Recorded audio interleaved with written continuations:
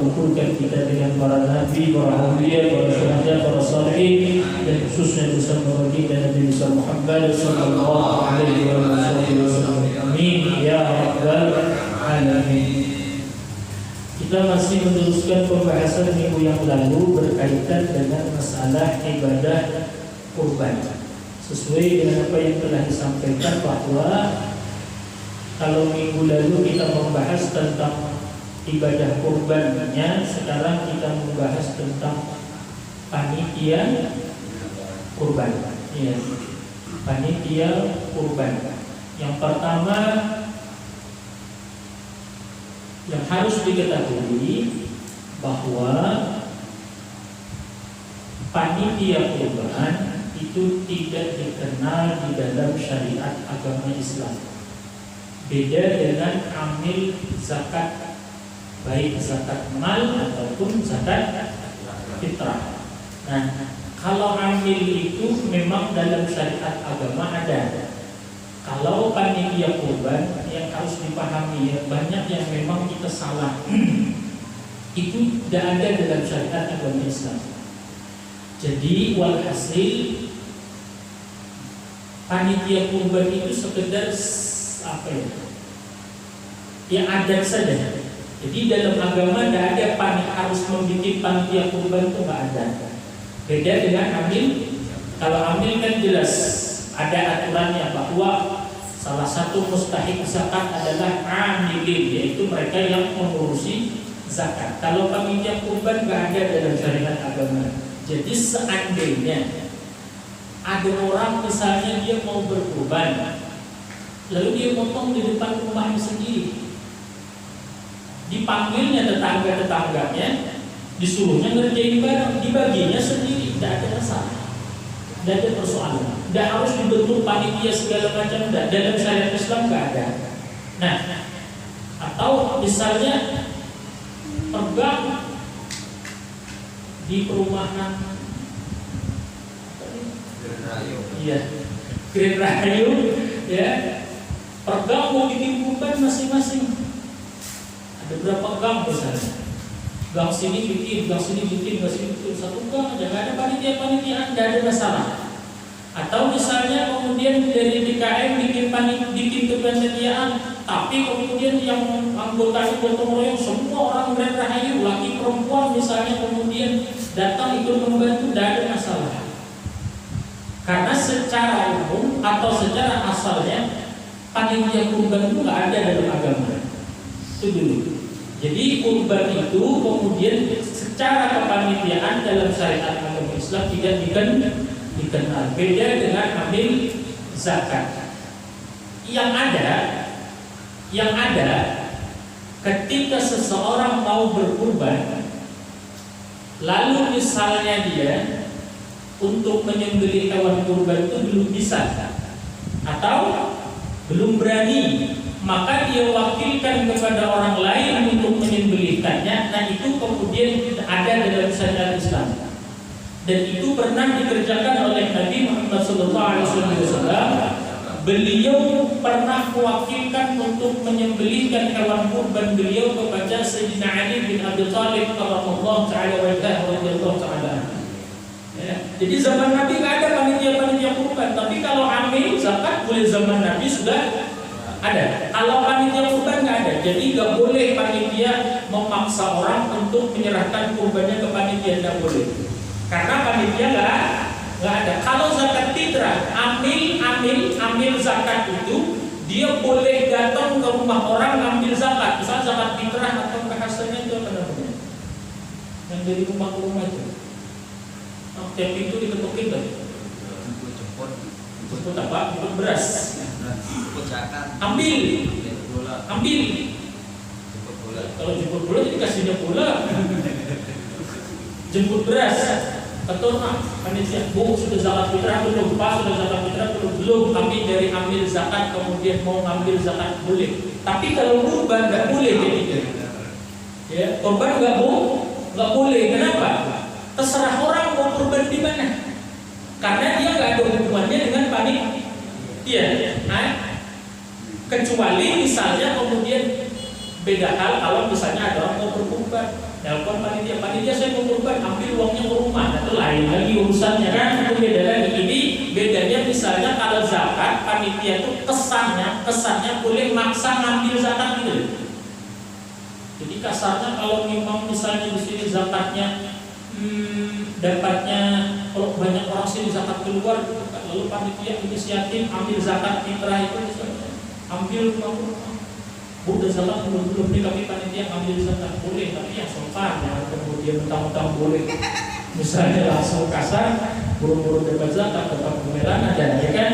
Nah kalau kurban jangan sesekali, dan boleh dan bisa ya, itu kemudian yang harus dipahami. Jadi panitia kurban ini adat saja, karena kemudian orang kebanyakan yang beli itu tidak bisa, atau kemudian kadang tidak berani, lalu dia wakilkan kepada orang atau kepada panitia untuk menyembelihkan itu dan membagikan dan ngurusin itu kemudian ya. Jadi hanya ada, tetapi ini bagus baik. Kenapa jadi baik?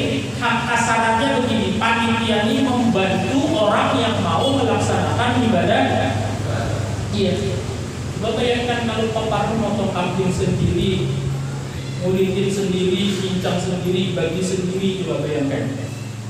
Lemas kan? Nah, lalu akhirnya kemudian dibentuklah panitia, tujuannya dengan dulu untuk membantu. Ayah ingat ya, kalau ambil zakat ini emang dia haknya, dia boleh ngambil.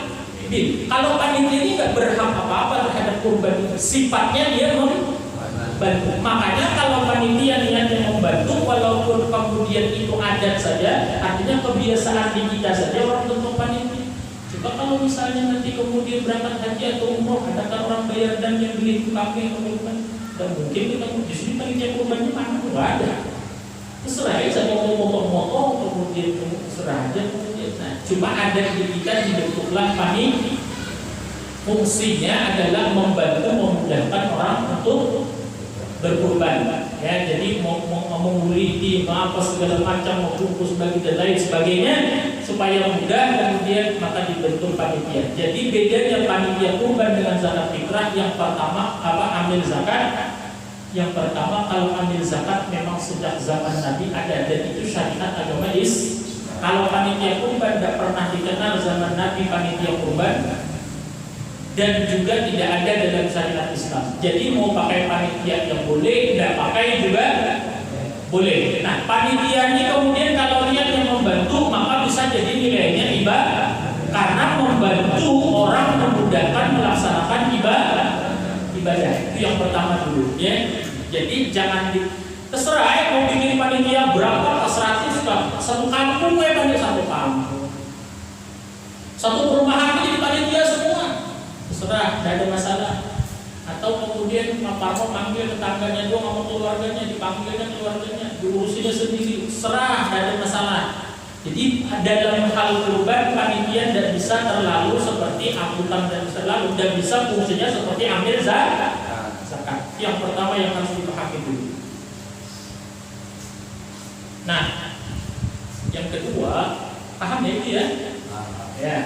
Jadi jangan coba-coba kemudian melarang orang mau berkurban misalnya di gangnya, nggak boleh, harus ke masjid. Yang kedua, ibadah kurban ini ibadah pribadi, tidak ada hubungannya dengan kemakmuran masjid.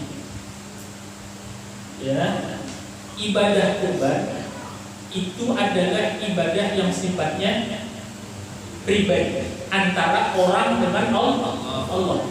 Ya, tidak ada hubungannya dengan kemakmuran masjid. Beda dengan sholat Idul Fitri, beda dengan sholat Idul Adha-nya, beda dengan sholat tarawih di masjid, beda dengan sholat berjamaah 5 waktu. Kemudian ibadah kurban dia adalah ibadah yang sifatnya pribadi. Nah, dan kepanitiaan kurban pun tidak harus kemudian mengurus masjid. RT mau bikin sendiri panitia kurban, tidak ada masalah. Kemudian RW mau bikin sendiri, atau lingkungan tetangga mau bikin sendiri, terserah, tidak ada masalah, karena dia tidak ada hubungannya dengan masjid. Cuma di kita kebanyakannya di kita adalah memang ada pengurus masjid yang bikin panitia kurban. Dan ini lagi-lagi adalah adat, bukan hukum agama. Ya. Nah, konsekuensinya kemudian ketika si panitia ini nggak ada hubungannya dengan masjid, beda dengan panitia Ramadan, beda dengan panitia sholat Idul Fitri, beda dengan panitia misalnya peringatan Nuzulul Quran, maka tidak boleh menggunakan uang wakaf masjid atau fasilitas masjid, haram hukumnya. Yang banyak salah, ya, misalnya panitia, termasuklah panitia mau membeli kantong kresek buat masih pakai kantong tak? Kali apa tuh namanya yang besek ya? Bukannya besek itu nasi. Yang kotak yang anyaman itu, ya itulah pokoknya lah ya. Nah, membeli besek itu, membeli kantong plastik, diambil duit wakaf dari masjid, lalu dibelikan plastik buat membungkus daging kurban. Maka tuh panitia kurban gak ada hubungannya dengan masjid, sekalipun yang menjadi panitia di KM. Ini bukan saya di KM sini, bukan. Ini contoh, ya. Sekalipun yang jadi panitia kurban DKM, panitia. Ini dua hal yang berbeda. Tidak serta-merta mentang-mentang yang jadi ketua panitia DKM lalu bisa seenaknya kemudian menggunakan kas wakaf masjid untuk kemudian pelaksanaan kurban. Kurban ini ibadah pribadi. Jadi tidak ada hubungannya dengan kemakmuran masjid. Lalu misalnya Pak DKM ngambil uang dari wakaf masjid untuk membeli plastik. Lalu dipakai plastiknya itu untuk bungkusin daging kurban, dibaginya kemudian, maka minta maaf, haram karena menyalahgunakan duit wakaf.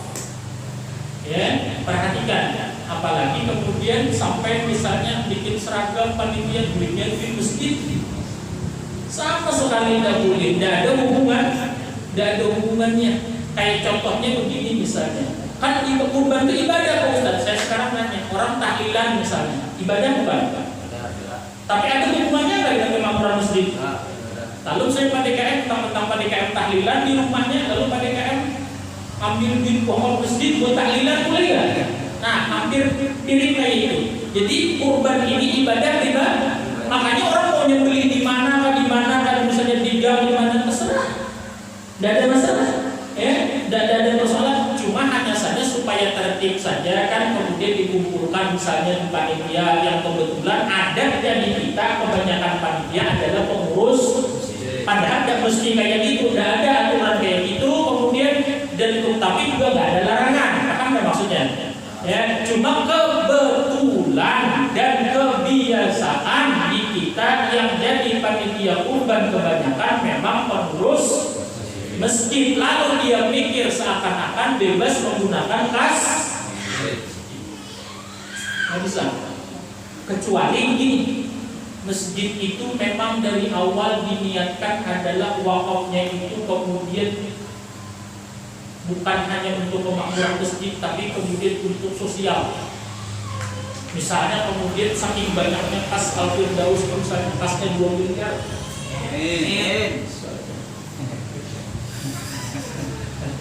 Misal, itu masa nggak ada salahnya kan? Kamu bilang amin apa susahnya? Kasnya 2 miliar. Kira-kira kalau kamu buat ustaz berapa? Kan 2 miliar kasnya. Nah, lalu misalnya Pak DKM ini bingung memakainya. Kalau 2 miliar kan, maaf ya, ada masjid yang kadang kasnya gede. Tapi di sana kegiatannya tidak makmur masjidnya, sampai ratusan juta kasnya. Tapi di sana kemakmuran masjidnya enggak ini. Iya, kasarannya kemakmurannya enggak bagus gitu lah kemudian. Maka dalam agama pun dipandang buruk kalau menahan duit wakaf itu sampai berlama-lama. Artinya pahala orang tidak mengalir. Orang kan berwakaf ke masjid itu niatnya supaya pahala orang terus mengalir. Cuma ditahan aja sama dia, pasnya tetap 100 juta.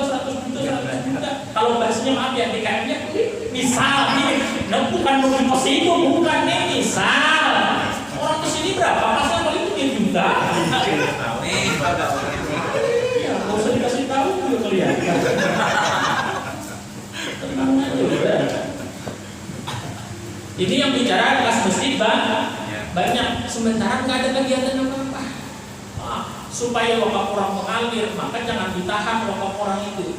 Nah, mentang-mentang pas masjid misalnya 100 juta misalnya, kemudian dan pengurusnya ini kebetulan panitia kurban dipakai. Wah, siapa yang mau jadi panitia kurban, kita bikin seragam.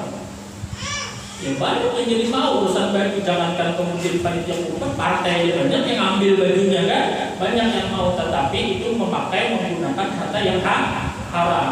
Lalu misalnya karena bekasnya 2 miliar, kata Pak DKM, kita rapatkan beserta seluruh warga yang di lingkungan masjid bahwa kita ubah masjid ini bukan hanya wakaf tapi dana sosial. Cuma yang dikelola oleh masjid, maka itu boleh kemudian dipakai. Ada orang sakit, kasih apa bahasanya ya, santunan. Ya anggaplah santunan. Ada orang mepepet mau ngutang, boleh ngutang. Kalau kemudian namanya duit wakaf, ada orang mau ngutang. Pak DKM saya nggak punya uang, saya ngutang ke tetangga, malu tolong ngutang Pak DKM kas masjid, haram hukumnya diutangnya. Karena utangnya ada nggak hubungannya dengan kemakmuran masjid?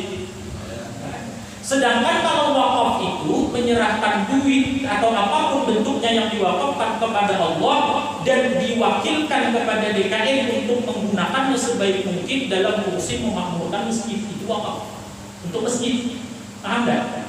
Jadi kalau namanya wakaf masjid adalah orang itu sebenarnya mewakafkan hartanya kepada Allah, bukan kepada DKM, bukan kepada masjid, bukan. Jadi wakaf itu orang menyerahkan kepemilikan harta bendanya kepada Allah, lalu diwakilkan penerimaannya oleh DKM kalau itu wakaf masjid yang Allah titip penggunaannya untuk kemakmuran masjid. Kalau dipakai ke lain, nanti tanggung jawabnya kemudian kepada yang berwakaf dan tanggung jawab kepada Allah. Dua ban, hablum minallah tanggung jawab, hablum minannas juga tanggung jawab. Ini beratnya. Makanya ngurusin masjid ini pahalanya gede, risiko dosanya juga. Jadi jangan tahu-tahu sampai kayak begitu, besok pada kayak mundur. Bukan. Ini kalau mundur nanti ini malah. Ya, maksudnya tetap aja, cuman kalau pakai kayak saya percaya semangat bertanya kencang. Yang kalau kayak aku nanya, tapi tidak apa-apa. Bagus kayak itu, bagus seperti itu. Yang penting habis nanya dipakai. Kalau habis nanya nggak dipakai, jangan salahkan saya. Suatu saat nggak saya jawab. Ya. Paham maksudnya ya? Apa yang paham? Pada kayak mundur. Insyaallah. Semangat. Nah, kecuali misalnya memang karena saking banyaknya kas masjid, lalu tidak lagi dinamai dana wakaf masjid, tapi dana sosial, cuma dikelola oleh masjid. Maka akhirnya masjid bisa bikin koperasi, masjid bisa bikin. Kalau duit wakaf ini dibikin koperasi, nanti kasnya kembali kepada masjid, tetap tidak boleh, tidak bisa. Karena koperasi nggak ada hubungannya dengan kemakmuran masjid. Nah ini kemudian hati-hatinya wakaf masjid ini. Ya. Orang misalnya datang ke masjid cuma buat kencing, habis itu keluar, dosa ya. Kenapa? Dikencing memakmurkan masjid nggak? Nggak ada memakmurkan masjid. Yang dia pakai wakaf kan? Yang lantai yang dia pijak duit wakaf, air yang dia pakai duit wakaf, ember yang dia pakai belinya duit. Sementara dia apa? Kencing itu kepentingan siapa? Pribadi, pakai duit wakaf. Haram hukumnya, maka jangan asal kencing di masjid. Ya, dan bisa nggak asal kayak itu, ada aturannya. Kecuali memang masjid misalnya di lingkungan pasar. Biasanya kalau masjid di lingkungan pasar tuh memang kemudian kalau untuk kencing itu kemudian maksudnya diumumkan gitu. Jadi WC masjid tapi fungsinya jadi umum. Kalau di kayak di sini nggak pasti sudah enggak. Iya. Nah termasuk tadi untuk kurban. Jadi jangan sesekali hatta walaupun hanya untuk beli kantong kantong kresek buat membungkus daging kurban. Jangan.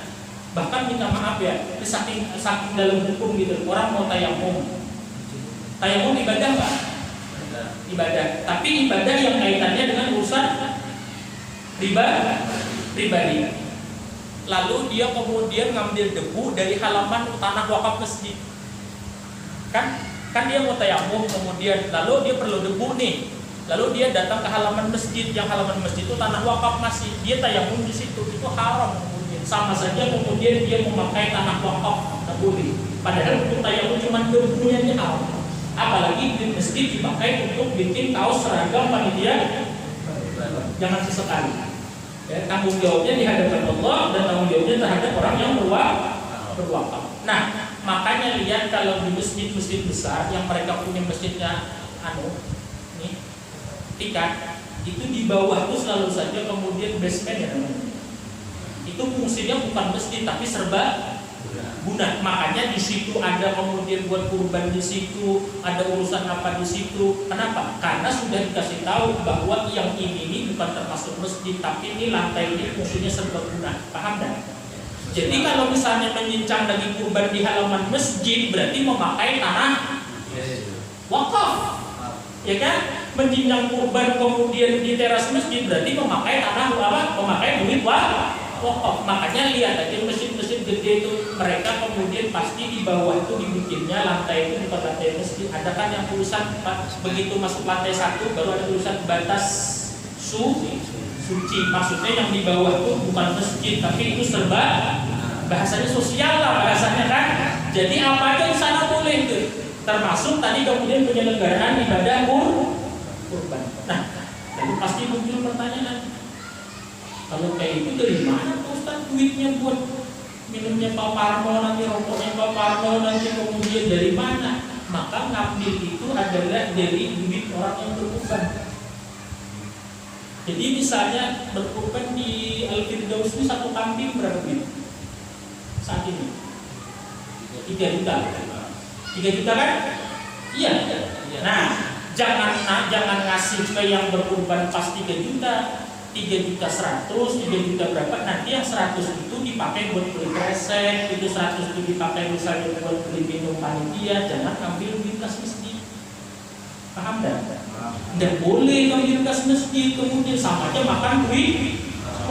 Satu sisi dia ibadah membantu orang berkurban, satu sisi dia maksiat kemudian memakan duit. Ngeri kan?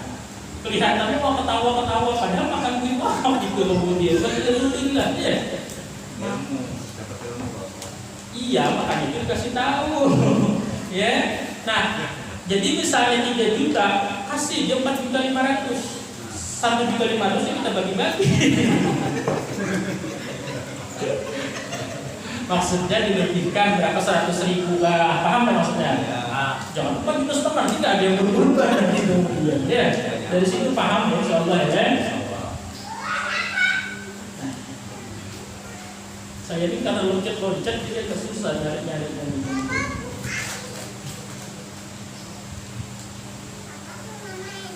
Jadi kalau mau misalnya buat keperluan itu jangan ambil dari kas masjid. Kalau pas RT gimana Ustaz? Asal RT yang mau itu terserah ya kemudian ya. Kalau mau, kalau enggak ya jangan. Paling aman sih ngambilnya dari biaya lebihan orang yang berkurban. Jadi kalau 3 juta 100 itu buat nah itu bahasanya buat operasional, kemudian beli kresek, beli apa. Kalau beli baju Ustaz, saya nggak ngerti beli baju kemudian kan mahal kan. Cari sponsor dari manakah, kemudian cari rokok, sponsor apa kan. Jadi bagi panitia kurban gambarnya rokok belakang sih. Terserah ya kemudian ya. Tapi rasanya panitia kurban itu nggak usah pakai baju juga nggak apa-apa. Toh kemudian semua orang bisa jadi panitia. Nggak pakai baju, kalau dia ikut kerja di situ ya panitia namanya, nggak ada aturan dalam agama. Ingat tadi kembali ke rumus awal bahwa panitia kurban itu tidak ada dalam agama Islam. Itu yang harus diingat kemudian ya. Nah, sebab itu tadi banyak konsekuensinya karena dia nggak ada dalam syariat Islam, maka banyak konsekuensinya. Yang pertama dia nggak ada hubungannya dengan masjid itu dulu. Nah, yang berikutnya kemudian, nah kalau ambil zakat tadi kan dia kalau panitia kurban tidak ada dalam syariat agama Islam, nggak dikenal. Kalau ambil dia ada. Maka kalau karena ambil ada dalam aturan agama, maka agama mengatur bahwa kalau ambil zakat fitrah dia boleh mengambil upah dari zakat itu. Kan? ambil zakat, tapi yang resmi ya, kita udah bicara panjang lebar tentang masalah ambil, upah ambil-ambilan. Ambil yang resmi, dia boleh mengambil upah kerjanya dia selama dia diambil kemudian dari harta zakat. Nah, karena panitia kurban tidak dikenal dalam syariat Islam, itu hanya merupakan adat istiadat kebiasaan kita, maka kemudian panitia kurban ini tidak berhak mengambil upah daripada daging kurban itu. Sifatnya dia tadi membantu. Sifatnya membantu. Tidak boleh kemudian dia naik. Karena dia membantu, kalau ambil begitu orang datang zakat fitrah ke ambil, berasnya itu jadi milik ambil itu. Sudah haknya ambil karena sudah sampai kepada mustahik. Cuma hanya saja ambil ini kemudian dia punya tanggung jawab untuk membagi. Tapi terserah si ambil kemudian mau kayak apa berasnya tidak ada masalah kemudian. Kalau kalau daging kurban, ketika orang menyerahkan kurbannya kepada panitia kurban, minta maaf itu daging sedikit pun tidak ada hak milik panitia. Itu daging masih, itu hewan kurban, daging kurban masih milik yang, cuman dia minta tolong mewakilkan kepada panitia untuk mengurus, kan? Paham enggak? Ya, saya misalnya gini, Pak Parno tolong nih saya titip uang 100.000 kemudian kasihkan kepada DKM. Pak Parno berhak nggak atas uang itu? Milik Pak Parno bukan? Bukan. Seperak pun tidak ada. Tidak boleh. Ya kenapa? Dia bukan kemudian seperti zakat, begitu orang datang bawa beras nih saya zakat fitrah, begitu dia terima jadi milik dia, bukan. Dia itu diwakili. Kan, atau diwakilkan oleh orang yang berkurban untuk kemudian mengurusi kurbannya. Ya, jadi ketika kurban itu kemudian terlaksana, dagingnya itu sedikit pun itu bukan milik panitia. Jadi tidak bisa panitia seenaknya merasa banyak panitia kayak gini. Setelah daging beres dipotong dan lain sebagainya, dirasanya itu daging kurban milik mereka.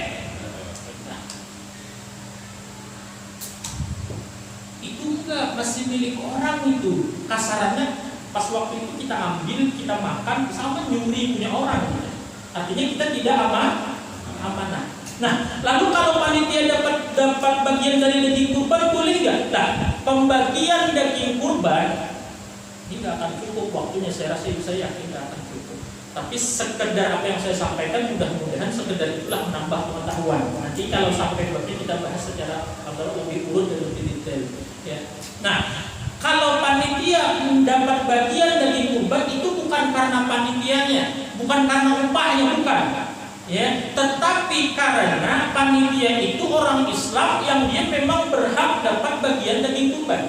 Jadi daging kurban ini asal orang Islam saja, kaya miskin kemudian tidak ada kaya zakat. Kalau zakat kan harus fakir, miskin dan lain sebagainya mustahilnya. Kalau kurban asal orang Islam saja, mau kaya mau miskin, kayanya sekaya apapun, dia berhak boleh dapat daging kurban. Lalu muncul pertanyaan lagi, kayak apa kalau orang Nasrani, kayak apa kalau orang non-Muslim, boleh nggak dapat bagian dari daging kurban? Ini ulama debatable. Ya. Misalnya kemudian dikatakan dalam sebagian mazhab Maliki kemudian bahwa memberikan daging kurban itu haram secara mutlak kepada orang kafir atau non-muslim. Dalam mazhab Hanafi misalnya boleh, tapi harus yang matang, bukan boleh yang mentah. Dalam mazhab Syafi'i beda pendapat. Ibnu Hajar Al-Haytami mengatakan kurban itu tidak boleh dibagi kepada non-muslim. Dia adalah dayatullah lil muslim. Dia adalah jamuan Allah khusus untuk orang Islam. Dalam mazhab Syafi'i. Tapi kata Syekh Ramli mengatakan boleh dibagikan kepada orang kafir non-muslim karena itu sifatnya seperti sedekah. Sedekah boleh nggak ngasih sedekah ke orang non-muslim? Boleh. Orang minta-minta apa ditanya dulu, kamu muslim bukan? Kan enggak. Kalau mau kasih enggak. Karena lalu bagaimana menyikapinya kalau misalnya di lingkungan sini ada non-muslim? Untuk membagi daging kurban, prioritaskan dulu yang muslimnya. Prioritaskan ya. Muslim. Ketika masih ada sekira-kira, oh yang Muslim sudah kalau dibagi sekian, kemudian yang Muslim sudah dapat, masih ada lagi lebihnya, kasih silahkan yang non Muslim. Tetapi ingat, bukan kafir yang memusuhi. Kalau orang non Muslim yang memusuhi umat Islam, semua ulama sepakat haram dikasih daging kurban. Kafir itu ada kafir dhimmi, ada kafir harbi. Kafir dhimmi itu orang kafir tapi dia baik sama umat Islam, tetangga baguslah. Kalau kafir harbi itu orang kafir yang memusuhi umat Islam. Kalau orang kafir tapi dia memusuhi umat Islam, tidak boleh mutlak ulama menyepakati hukumnya haram. Nah, jadi kalau misalnya di lingkungan sini ada non Muslim, kira-kira dihitung dulu dagingnya dapat berapa ton, penduduk sini berapa orang, berapa kakak, yang Muslimnya sekian, yang Muslim berapa. Kalau dibagi semua cukup dan maaf loh ya, arti cukup di sini begini. Jangan mentang-mentang mau membagi banyak, akhirnya satu kantong itu nggak wajar di sini. Maksudnya nggak wajar itu tulang sama nggak ngomong ya. Itu namanya nggak wajar, Pak. Hanya mengejar supaya dapat kantong banyak, tidak begitu. Orang supaya dimakan orang wajar, minta maaf aja. Kalau kayak gitu sampai ke rumah orang dibuang, Pak, dan dimakan. Malah daging orang tuh kemudian maaf dan manfaat. Yang kurban itu loh, tidak manfaat karena sampai di orang begitu dibuka kantongnya yang ada dagingnya cuma berapa, ya kan? Yang banyak. Nah artinya arti cukup itu maksudnya tiap orang yang menerima itu menerima daging wajar. Artinya kalau buat makan bisa lah minimalnya sekali makan, 2 kali makan satu keluarga. Kalau kemudian tulang, kulit yang ada bulu-bulunya itu, kemudian jeroannya dikasihnya ke ustadznya lagi mana? Luar biasa. Besok pecat dia gimana? Kejam bener. Udah kasih tahu begini cara-caranya kan, begitu capek kemudian pulang. Dicurhatkan ustadz dan ngeluh. Bukan siapapun kemudian, artinya yang saja. Paham ya? Kalau sekira-kira dapat dagingnya cuma ada karena yang berkurban dikit, lalu kemudian dagingnya dapat sedikit dibagi ke umat Islam secara wajar, wah ini cukup buat umat Islam aja, nggak dikasih apa-apa yang memusuhi. Tapi kalau memang ada kasih juga dapat paham ya maksudnya? Ya karena ini ulama ada namanya khilafiyah. Nah, kalau buat panitia ngambil daging kurban buat masak, dia makan di situ makan siang. Banyak juga kejadian. Sudah dapat panitia daging. Kalau panitia dapat 2 kantong boleh nggak? Nggak ada masalah. Ya kalau 2 kantong itu nggak ada masalah. Tapi asal jangan panitia udah 2 kantong, nanti malam panitia ngumpul lagi pembubaran panitia, dimasaknya lagi daging kurban orang itu. Paham nggak? Ya. Pembubaran panitia dia masih mampu masak daging tapi kurban yang kemarin, berarti dia ngambil banyaknya. Sifat dari daging bukan milik. Ingat loh ya, daging ini bukan milik panitia itu fungsinya diwakilkan sama orang nitip duit. Ketika ini saya nitip duit, tolong sampaikan ke sini. Nah, kurban ini begini, ini saya nitip sapi, tolong sampaikan kepada Allah. Saya wakaf bahasanya gitu loh. Kalau wakaf kayak wakaf tuh saya wakaf masjid, tolong PDKM. Apa PDKM boleh ngambil?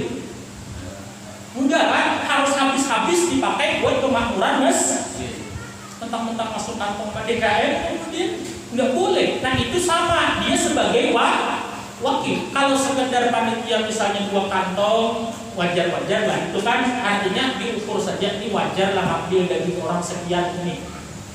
Kalau panitia jadinya 20 kilo misalnya kan, wah habis itu panitia pesta kan, nyate yang dapat daging itu cuma apa namanya, ngomong tulang aja, panitia malah nyate. Nah ini panitia kurang sambel ya, nggak boleh kayak gitu ya, nggak boleh kayak gitu. Nah, kalau buat dia makan, kalau buat cuma panitia dapat 2 kantong nggak ada masalah. Dan ada masalah kan 1 sama 2 bandingannya ada terlalu karena dia capek macam segala ya, tidak ada masalah kan? Nah tapi kalau untuk makan siang segala, kalau panitianya 3 orang mungkin tidak masalah. Kalau panitianya 100 habis. Nah maka kemudian ingat prinsip dasarnya, daging kurban ini bukan milik panitia. Sekarang panitia bukan miliknya, dimasak sama dia, dimakannya. Kira-kira secara akal boleh nggak? Nah, jelas sudah tidak boleh. Kecuali dia ngomong ke yang berkurban, Pak, Bapak kan berkurban sapi yang 7 orang misalnya kan. Boleh nggak kalau kami panitia nanti minta berapa kilo buat kami masak nanti dimakan? Kata yang berkurban, oh silakan, tidak apa-apa, sok. Ya. Berapa kilo mintanya? Tapi kemudian jangan, boleh nggak kami minta jadi kurban? Oh kata bakar yang kurus, silakan. Pas 1 ekor kambing diambilnya, dia nggak boleh. Artinya sesuai minta berapa? Cukupnya saya 3 kilo. Artinya cukupnya 3 kilo. Harus ngomong karena ini daging punya orang. Dia punya yang berburu, sama aja kita punya orang kalau mau ngambil ya mau, kalau nggak ngomong namanya paham itu. Ya. Lalu akhirnya kita kemudian ngomong, Pak, kami panitia, jujur aja nih, panitia ini nggak ada duit kalau masih makan orang sebanyak ini nih. Maka kemudian boleh dari kurban nanti setelah dipotong sembeli kami minta 3 kilo buat panitia makan. Oh kan dia boleh, maka halal.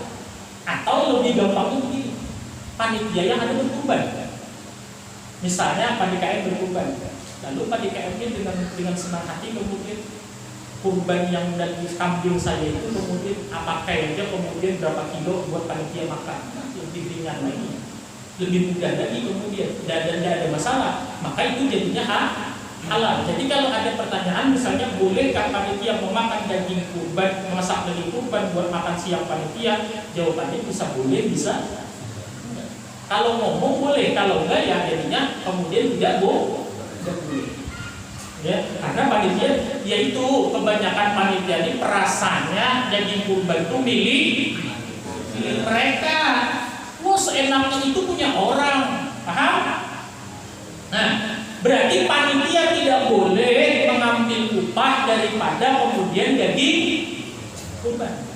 Kami kan capek kerjanya, upahnya dong, saya ambil daging, tidak boleh. Beda dengan zakat fitrah, beda dengan zakat. Kalau zakat boleh, ngambil kemudian sekedar upah. Kalau kurban tidak boleh, kecuali kita ngomong misalnya kan, kalau melebihi daripada hak sewajarnya yang kita dapat sebagai orang Islam yang berhak akan kurban.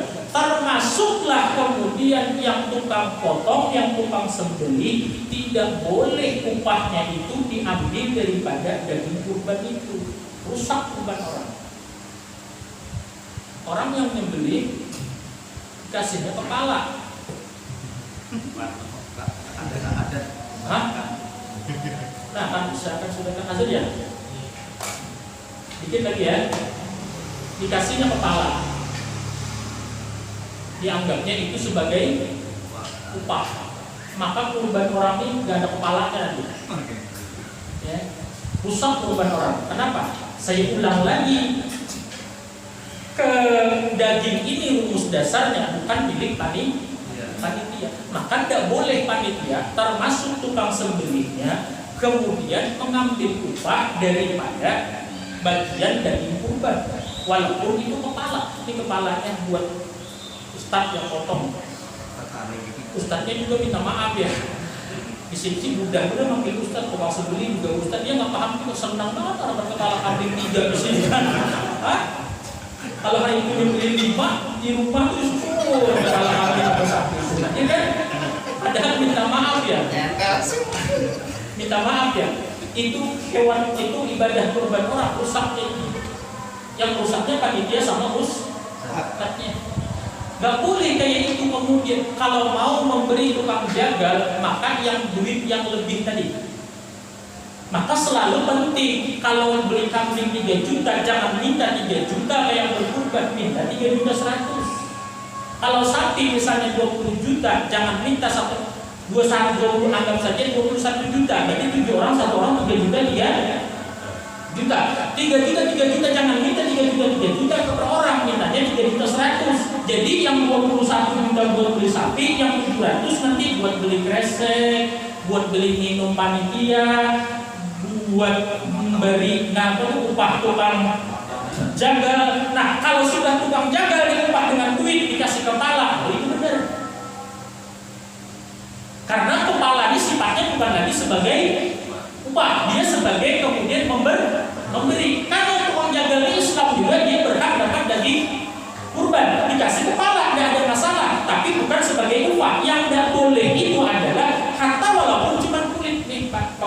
sebagai tukang jaga kami kasih kulitnya ya sebagai pemberian terima kasih dan potong. Udah boleh. Maka kalau mau upah harus di luar daripada daging kurban. Duit yang 700 itu buat tukang jaga sekian, buat rokok sekian, buat kresek sekian, kemudian baru benar. Nanti terserah perkara mau dikasih kepala apa enggak, ya itu terserah ya. Kalau mau dikasih ya dikasih, tapi sekali lagi sifatnya dikasih bukan sebagai upah. Nah, paham? Termasuk menjual daging kulit hewan kurban panitia hukumnya haram, rusak korban orang. Ada juga panitia yang minta, kami nggak minta apa-apa, cuman kemudian kulitnya memperkit kulit, lalu akhirnya dijualin, lalu panitia dapat lumayan. Korban itu sekulit-kulitnya wajib kemudian dibagikan. Sekulit-kulitnya wajib dibagi. Nah, lalu bagaimana caranya? Kurban ini terbagi jadi dua. Makanya segala sesuatu itu harus dengan ilmu. Ya, agama kita sudah mengatur sedemikian rupa. Kalau dikasihkan ke orang yang kaya daging kurban itu, maka sifatnya itu kemudian adalah hadiah. Saya ulang, kalau dikasihkan daging kurban itu kepada orang, kan tadi rumusnya begini, daging kurban itu boleh dikasihkan baik kepada orang kaya atau orang miskin. Terserah semua orang Islam kemudian boleh dibagikan daging kurban. Cuma bedanya apabila orang kaya yang dapat daging kurban sifatnya hadiah, maka kalau hadiah haram hukumnya dijual. Kalau yang terima itu orang miskin, maka sifatnya hak milik. Kalau hak milik terserah dia mau dijual dia tidak ada masalah. Jadi kalau mau dijual, maka kemudian kulit sapi, kulit kambing kasihkan kepada orang yang miskin. Setelah dia jual maka boleh. Kalau dikasihkan ke orang yang mampu, maka dia menjual, dia haram, dia menjual hadiah orang tak boleh. Ayo berapa puluh langgaran yang kita langgar kalau kita tidak paham coba. Harusnya panitia malah memudahkan orang ibadah, ini sebaliknya malah merusak. Kalau orangnya makanya itu kulitnya itu sebaiknya diserahkan ke orang yang nggak mampu, maaf ya orang miskin. Karena cenderungnya kulit itu tidak akan dimakan, pasti dijual. Kalau dikasihkan ke tukang jaganya orang mampu, bukan orang miskin. Ya, lalu dijual sama dia, nggak boleh dia dijual karena sifatnya hadiah. Kalau dibagikan kepada orang miskin, maka sifatnya tamlik, dia hak milik, terserah dia mau dijual mau diapa, urusan dia. Ya, dan ini kemudian berkaitan sedikit dengan urusan panitia kurban. Ada nggak lagi yang belum membahas masalah apa lagi panitia kurban? Ayo.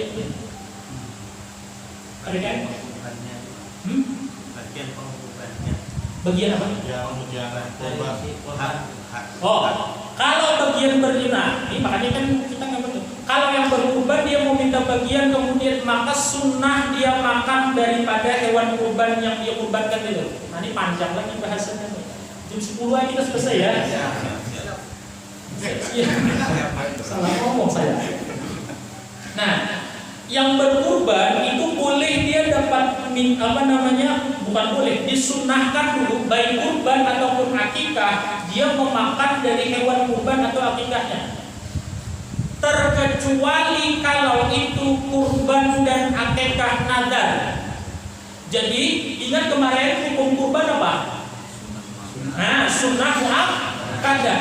Tapi kurban itu kita bahas kurban aja dulu. Bisa jadi wajib kalau dia hukumnya kalau dia jadi nadar. Contohnya misalnya begini, saya tahun ini pasti berkurban atau demi Allah saya berkurban atau saya wajibkan diri saya berkurban. Saya bernadar tahun ini kalau misalnya usaha saya berhasil saya kurban. Itu berubah hukumnya, tadinya sunnah jadi wajib. Kenapa? Itu namanya jadi nadar. Dan boleh kemudian jadi kalau jadi nadar. Nah, bedanya kurban sunnah dengan kurban wajib. Kurban wajib itu maksudnya adalah kurban yang jadi nadar. Maka kalau kurban sunnah disunnahkan pula dia ikut memakan dari daging kurban itu. Kalau kurban wajib haram dia ikut makan. Ya. Lalu muncul persoalan di kalangan ulama yang dibahas seperti ini. Ada orang ketika beli sapi dia ditanya, beli sapi buat apa? Oh, Ini buat kurban saya nanti Idul Adha. Apakah itu dianggap sudah nazar apa tidak? Di sini ulama berbeda pendapat. Ada ulama yang mengatakan kalau sudah dia menyatakan bahwa hewan itu sebagai hewan kurban, maka itu jadi nazar hukumnya. Artinya dia nggak boleh ikut makan. Lalu ulama yang lain mengatakan bahwa kalau dia niatnya itu bukan menazarkan, tapi niat ngasih tahu orang karena orang nanya, maka hukumnya tetap kurban sunnah. Maka hati-hati kemudian kalau hewan kurban, kan biasanya hewan kurban itu belinya bawanya pasti sebelum hari H kan. Ketika ditanya orang, ini hewan apa? Oh ini ngapa buat apa lagi? Kalau bukan buat kurban dia pasti buat kurban. Nah itu jadi wajib hukumnya, haram itu makan.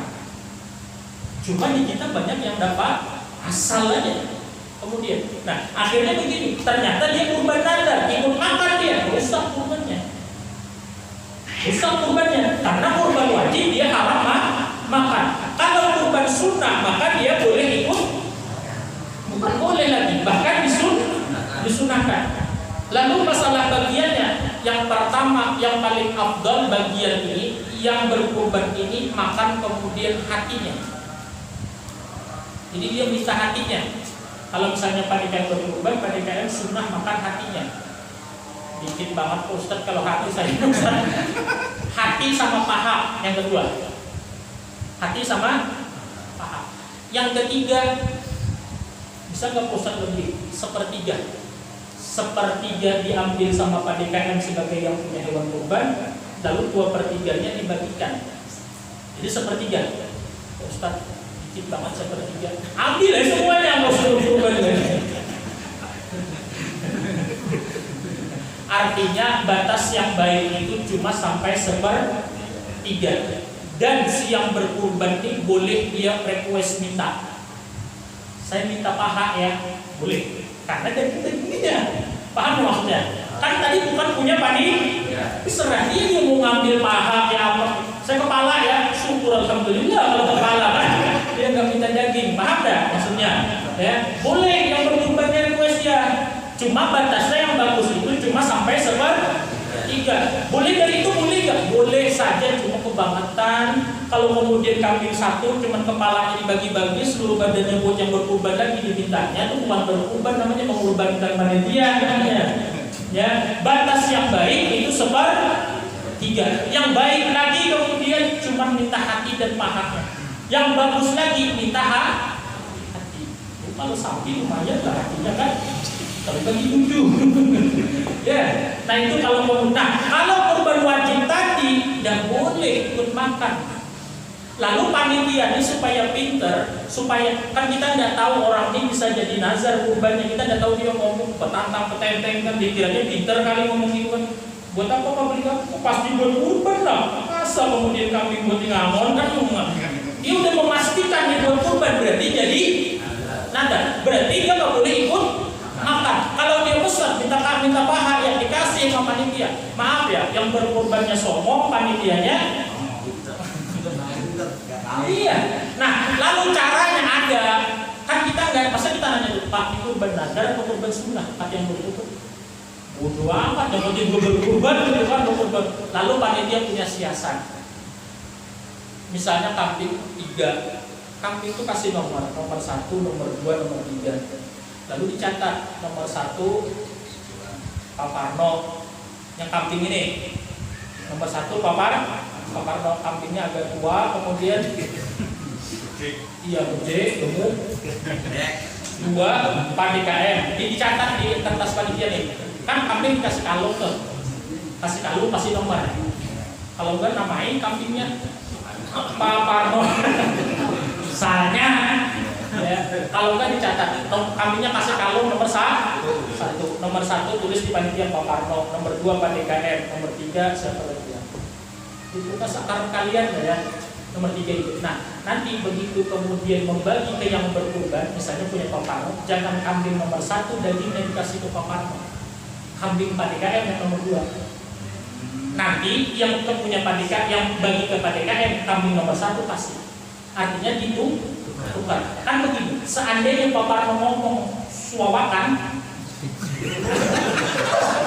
ini seandainya sampai akhirnya kurban itu jadi kurban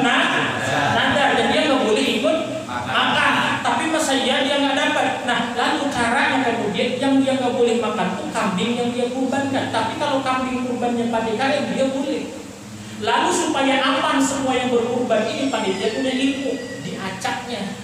Yang nomor 3 kasih nomor 1, nomor 1 kasih nomor 3, nomor 2 kasih nomor 4 orangnya kemudian. Paham ya cara maksudnya? Ya. Lalu walaupun dia kurban naga, dia makan kambing. Tapi kambing siapa? Kambing orang lah. Boleh nggak? Boleh. Toh sama-sama kan? Dia juga nggak bakalan protes. Bukan kambing saya nggak mau makan misalnya gitu kan. Kalau ada yang kayak gitu, kesuruh nyembelih sendiri. Yang penting kemudian kambing. Paham nggak? Ya, jadi panitia dinomerin, jadi kemudian mencegah bahwa orang ini makan yang nggak boleh gitu loh. Ya, jadi benar-benar panitia ini punya ilmu dan dia membantu kepada orang yang berkurban. Jangan panitia malah menyesatkan orang yang berkurban malah kemudian ya. Jadi nanti dinomerin, nanti misalnya Pak Parno, Pak DKM saya minta pahannya siap, kasih daging nomor 2, kambing nomor 2. Nanti kemudian yang lain minta kasih, pun kambing berapa? Nomor 5, kasih yang nomor 4. Beres urusannya. Mau dia kurban wajib, tidak ada masalah. Lalu yang terakhir di bahasannya, tidak mungkin sampai selesai. Yang paling penting dari kurban ini adalah urusan niat. Ini paling penting karena kita semua paham bahwa ibadah itu tidak akan sah kalau tidak ada niat. Ya kan, sholat gak ada niat gak sah, wudu gak ada niat gak sah kemudian. Nah, niat dalam hukum fikih selalu saja maknanya begitu, kasbu syai' muqtarinan bi fi'lih, menyengaja melakukan sesuatu berbarengan dengan saat mengerjakannya. Kalau sholat saat takbiratul ihram, kalau wudu saat mengangkat air karena pertama kali di wajah, kalau mandi wajib saat air karena pertama kali bagian tubuh, dalam hati berniat sengaja aku mandi wajib, sengaja aku wudu, sengaja aku sholat, sengaja aku puasa, sekalipun kurban maka wajib berniat. Kalau nggak berniat nggak sah kurbannya. Ya. Nah, lalu bagaimana proses niatnya si yang berkurban ini? Kalau dia saya mau berkurban, sementara dia berniat 3 hari sebelumnya, itu bukan niat. Karena dalam hukum fikih namanya niat itu berbarengan dengan pekerjaan. Misalnya Pak DKM datang dari rumah mau ke sini, saya mau sholat isya. Sampai ke sini Pak DKM sholat isya nggak berniat lagi sholat. Kata Pak DKM saya dari rumah berniat. Bukan, itu bukan niat dalam hukum fikih. Itu namanya azam, cita-cita, keinginan. Namanya niat itu menyengaja melakukan sesuatu berbarengan dengan saat mengerjakan. Nah, kalau kurban, saya kemudian kalau ada rezeki mau berkurban, itu bukan niat, itu cita-cita. Nah, niat dalam hukum fikih berkurban seperti apa? Bisa dia meniatkan sendiri dalam hati, bisa dia mewakilkan niat itu kepada orang yang menyembelih. Lalu contohnya misalnya begini, Pak Parno mau berkurban, maka Pak Parno kemudian datang membawa kambing ke yang tukang sembelih. Ingat loh ya, yang ada dalam syariat Islam bukan panitia, yang ada adalah mewakilkan menyembelih. Paham ya? Pak Parno datang bawa kambing ke tukang sembelih. Pak DKM atau Pak Ustadz, saya kemudian mau berkurban, saya serahkan kambing kemudian kurban dan saya wakilkan untuk menyembelihnya kepada Pak Ustadz. Begitu menyerahkan, Pak Parno dalam hati sengaja pun berkurban sunnah karena Allah Ta'ala. Baru berniat itu. Sengaja pun berkurban sunnah karena kurbannya kurban sunnah. Sengaja pun berkurban sunnah karena Allah Ta'ala. Lalu si tukang jaga ini tinggal potong aja lagi sudah. Karena niatnya sudah diniati sama Pak Parno sendiri dalam hati. Nah, atau misalnya begini, begitu pas si tukang jagalnya beli, Pak Parno hadir. Makanya kemudian disunahkan orang yang berkurban itu menyaksikan penyembelihan. Hikmahnya diantaranya siapa tahu waktu menyerahkan ke tukang jagal dia belum berniat. Dan di kita hampir gak ada orang menyerahkan hewan langsung ke tukang jagal. Yang banyak menyerahkan duit ke panitia. Ya, duit tapi bukan. Saya niat berkurban karena Allah Ta'ala. Yang serahkan duit menyerahkannya ke panitia lagi. Dalam Islam panitia ada nggak? Nggak ada. Ini kambing bukan? Niatnya sah nggak? Berarti dianggap belum nih. Nanti panitia beli kambing. Kapan dia meniatinya? Ada kesempatan lain waktu kemudian si tukang sembelih menyembelih. begitu si tukang sembelih menyembelih, maka yang berkurban ini sunnah dia kemudian hadir. Kalau dia belum berniat saat si tukang jagal menyembelih, dalam hatinya begitu pas tukang jagal menyembelih, sengaja aku berkurban sunnah karena Allah Ta'ala. Nah, yang ketiga, Pak Ustadz, saya membeli nggak berani, maka saya wakilkan menyembelih sekaligus meniatkan kurban saya ini. Maka yang tukang sembelih, dia berniat ketika menyembelih, sengaja aku menyembelihkan hewan kurban kafar sunnah karena Allah Ta'ala. Karena Pak sudah berwakil ke yang tukang sembelih, makanya minta maaf, tukang jaga itu bukan asal berani, harus ngerti juga aturannya. Kalau nggak berniat, maka kayak orang ribet nonton kambing, tidak ada di hadapan Allah nilainya sebagai ibadah. Karena innama a'malu, amal itu baru jadi ibadah kalau disertai dengan niat. Maka itu di zaman sekarang semua ulama hampir mengatakan di zaman sekarang ini urusan zakat, urusan kurban di mata manusia memang mungkin dianggap sudah zakat, sudah kurban, tapi di hadapan Allah enggak. Coba kayak kurban, di mana dia berniat juga? Sama kalau orang berniat sholat tadi kalau berniat enggak? Maka itu kalau panitia ngerti, mau nurut, mau paham, bukan untuk kepentingan siapa-siapa, untuk kepentingan, padahal dalam agama panitia ini nggak ada, sudah ada lalu sah. Coba kalau panitia paham, yo yang berkurban kambing nomor 1 siapa tadi? Pak Parno, mana Pak Parno? Datang Pak Parno. Pak Parno udah berniat belum? Belum, saya ngasih duit doang ke panitia. Oh, sekarang saya mau motong. Pak Parno dalam hati berniat, kemudian saya motong. Sengaja aku berkurban sunnah karena Allah Ta'ala. Saya tinggal motong, Pak Parno berniat. Sah. Lalu Parno, saya berusaha, saya nggak berani melihat darah. Kemudian sekalian aja wakilkan motong, sekalian wakilkan niat. Oh siap. Lalu kemudian tukang jaga dalam hati begitu motong, sengaja aku menyembelihkan hewan kurban Pak Parno sunnah karena Allah Ta'ala. Lalu kemudian setelah baca bismillah, Allahumma shalli ala sayyidina Muhammad wa ala ali sayyidina Muhammad, Allahu akbar, Allahu akbar, Allahu akbar, Allahumma hadza minka wa ilaika fataqabbal minni. Ya Allah, saya niat menyembelihkan hewan kurban Pak Parno sunnah karena Allah Ta'ala. Kenapa kalian tidak?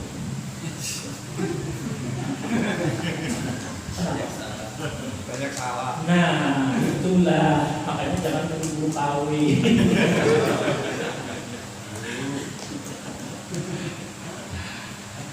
Udah ya, capek saya Pak. Udah ya. Ada lagi nggak? Satu lagi nih kalau masih ada yang lagi Pak. Kalau benar tuh 10 kalau kurbannya untuk seorang anak yang belum balik atau belum bisa ngomong kan? Itu niat ini dari bapaknya bisa enggak? Boleh. Kurban untuk anak yang belum balik boleh tetap disunahkan. Kemudian kalau anaknya punya duit sendiri dari duit anaknya, kalau nggak ada juga boleh dari duit bapaknya. Tidak ada masalah. Masalahnya karena dia belum sah, kalau dia berniat itu kalau belum balik nggak sah niatnya, karena syarat niat itu harus akil balik, bapaknya yang meniatkan. Sah, nggak ada masalah. Ya, dari kalian ya, biar jelas. Jangan ke samping nanyanya, yang samping itu nggak tahu. Sini nanyanya, yang samping itu sama nggak paham. Ayo, ada pertanyaan nggak? Tidak ditawarin lah. Dari sini ada. Yang dialami saat ini, kami kan muter tadi ya. Kami muter itu karena awalnya sudah janjian dengan si korban. Nah itu lihatnya dijadwalkan di situ gitu kan. Oh, dijadwalkan di situ, jadi semuanya menyerahkan kepada itu. Nah, itu bukan, kan sekali lagi itu bukan niat kurban, karena dia jadi yang ada dalam Islam itu yang berkurban menyerahkan hewan kurbannya kepada tukang sembelih. Ya, yang sah mewakilkan itu ke situ untuk urusan niat dan penyembelihan. Paham dan dulu sini dasarnya. Jadi makanya saya ulang di awal saya sampaikan bahwa dalam Islam tidak ada panitia kurban. Tapi itu ada yang baik. Nah, yang ada dalam Islam itu mewakilkan penyembelihan atau mewakilkan meniatkan itu adalah dari yang berkurban kepada tukang sembelih, ya kan? Dan itu hewan kurbannya harus sudah ada. Kalau bentuknya duit, maka itu bukan niat. Bisa jadi misalnya contoh begini, ini duit siapa?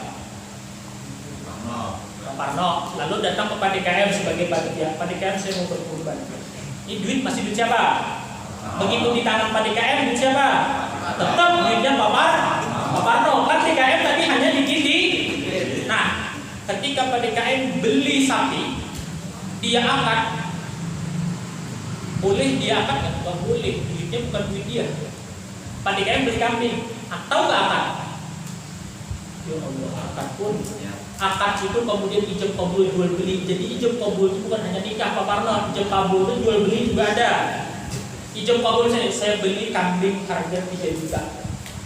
Kalau saya jual kata yang menjual, atau yang menjual ngomong saya jual kambing 3 juta, saya beli, itu namanya ijab kabul. Syarat sah jual beli itu harus ada ijab kabul. Saya beli kambing 3 juta, oh saya jual, baru ijab kabul. Nah, itu bisa jadi ke panitia itu begini. Saya wakilkan ke panitia untuk mengijab kabulkan akad jual belinya.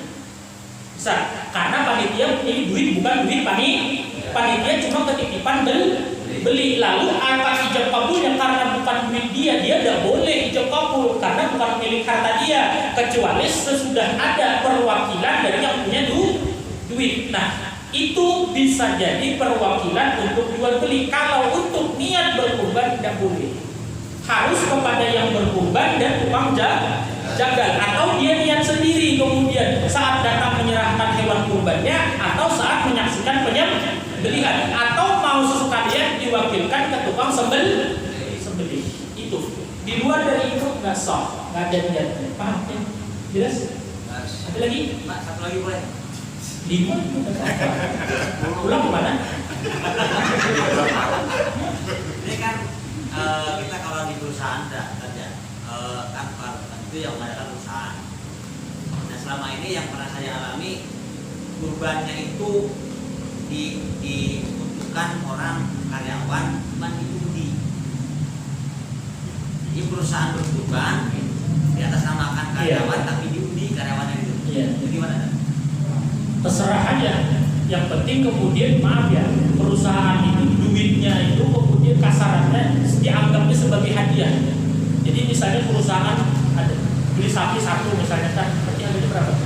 21 juta misalnya.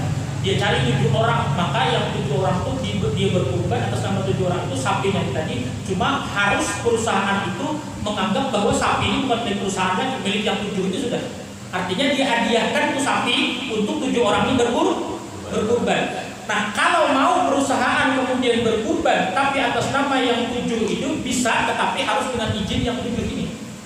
Karena berkurban untuk orang lain yang masih hidup harus dengan izin. Kalau misalnya boleh nggak perusahaan berkurban untuk kalian? Ya pasti boleh lah. Dan dia berkurban, tidak ada masalah. Atau yang kedua, duitnya dia serahkan atau sapinya ini sapi kami perusahaan menyerahkan kepada kalian, silakan. Lalu yang 7 ini berkurban, sah juga, tidak ada masalah. Tidak ada persoalan. Jadi bisa saja kayak gitu. Masalah diundi, ya karena sapinya cuma satu, ya mau nggak mau kemudian siapa yang untung kemudian diundi itu tidak ada masalah kemudian. Ada lagi?